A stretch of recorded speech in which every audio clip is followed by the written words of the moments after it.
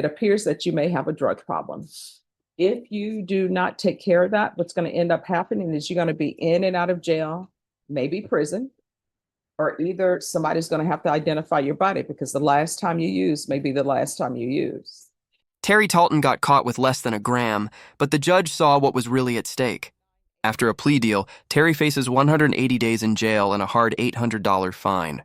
But the courtroom tension rises as the judge explains what happens if the drug problem is never faced. She warns that jail, prison, or even death could come next. Credit for time served could set him free soon, or he might serve every day. For Terry, this isn't just about one mistake, it's about what happens next and who chooses to change. You're about to see the moment hope and habit collide.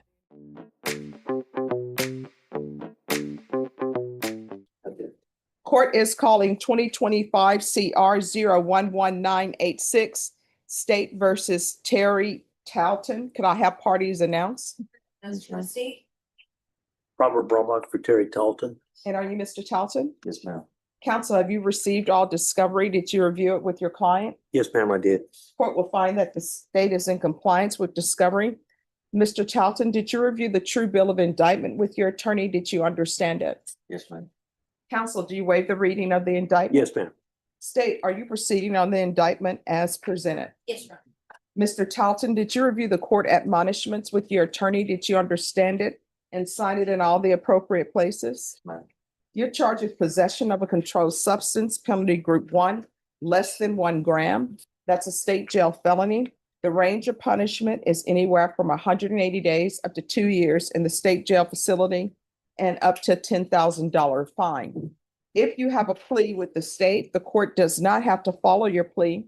If for any reason the court does not follow your plea and gives you more than you bargained for, the fact that you entered a plea will not be used against you and you will be allowed to withdraw your plea. Did you understand? You have a right to jury trial, a right for you or your attorney to cross-examine and confront any witnesses the state would call, and the right to remain silent. Did you understand by entering this plea, you were giving up those rights? And did you intend to give up those rights and enter into a plea in this case? Yes, ma'am. Counsel, has your client been able to provide you with any defenses? Yes, ma'am, he has. Do you believe he has a rational as well as a factual understanding of the charges against him? Yes, I do. Do you believe he's currently competent and was legally sane at the time of the offense? He's mentally competent. Mr. Talton, has anyone threatened you, coerced you, or placed you in fear to get you to enter the plea? No, ma'am. Anyone promised you anything other than the plea? Are you satisfied with the way you've been represented? Yes, ma'am. If you're not a U.S. citizen by entering into this plea, you will be deported, denied naturalization, and re-entry. Did you understand? Court will find that defendant has knowingly and voluntarily waived his right to jury trial. Did you review the plea bargain page with your attorney? Did you understand it? Yes. According to the plea, punishment is to be assessed at 180 days in the Bexar County Jail under 1244. There's an $800 fine and no applications. Did you understand that to be the plea? Defense, is that the plea? Yes, ma'am. State? Yes. Did you review the waiver of appeal paragraph with your attorney? Did you understand it and sign it in both places? By signing that, you're waiving your right to appeal. The only items that can be appealed are written pretrial motions that have been filed, heard, and ruled upon by the court. Did you understand? Yes, ma'am. Counsel, have there been any such motions? No, ma'am. Then to the offenses charged, how do you plead? Guilty, not guilty, or no contest? Good. State, any evidence? Yes, Your Honor. State offers State's Exhibit 1 in attachment. No objection, Your All Honor. right, state, you may be excused. Did you review the waiver and stipulations with your attorney? Did you understand it and sign it in all the appropriate places? Yes. Again, did you understand you have a right to jury trial, a right for you or your attorney to cross-examine and confront any witnesses the state would call, in the right to remain silent? Yes, ma'am. Did you understand that today the state will be presenting evidence in the form of witnesses' statements and police reports, but most importantly, there'll be no live testimony? Did you understand? Court will find that defendant has knowingly and voluntarily waived and consented to stipulation of testimony and stipulations. Court will accept into evidence State's Exhibits 1 and attachments and review the same.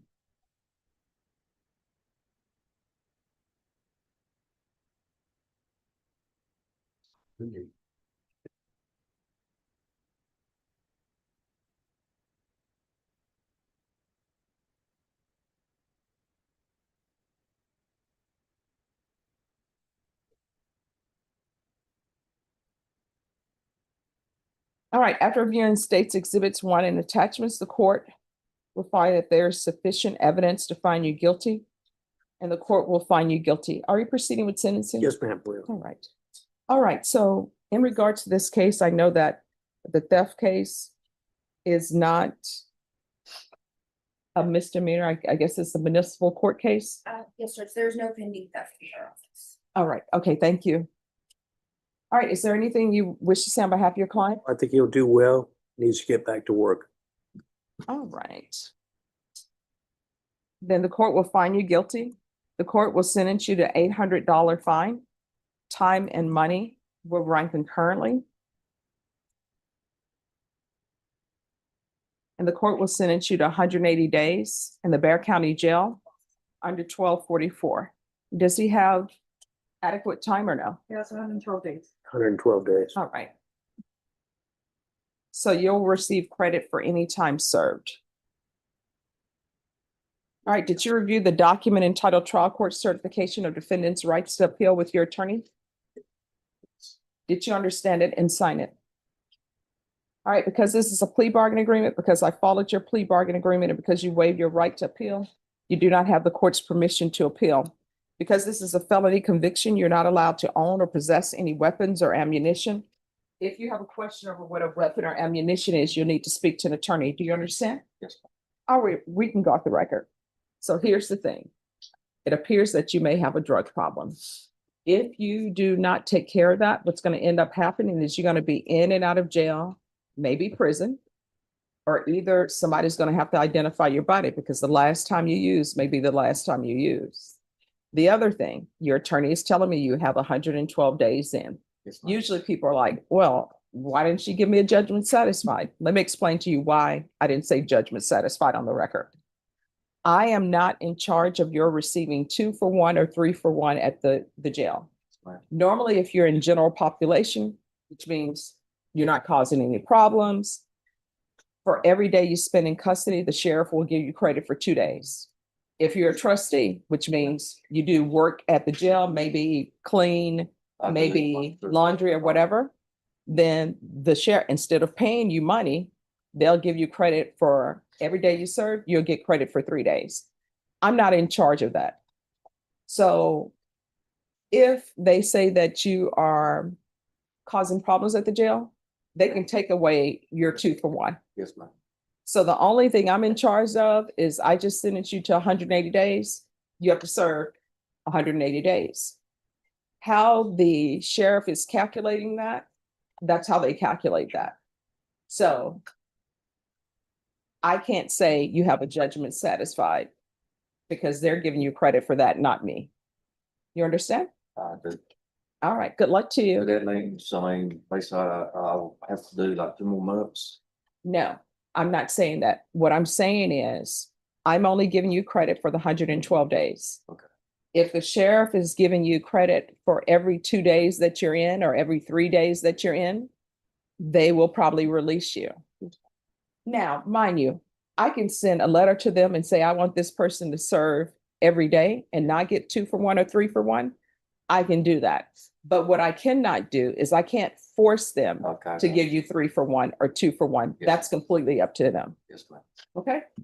All right, good luck to you. Thank you very much. Terry leaves court with 6 months in jail, but the real sentence is the challenge ahead. Is time behind bars enough to force real change, or just another stop in an endless cycle? Share your take in the comments. Subscribe for more emotional verdicts, and like if you think everyone deserves a wake-up call before it's too late.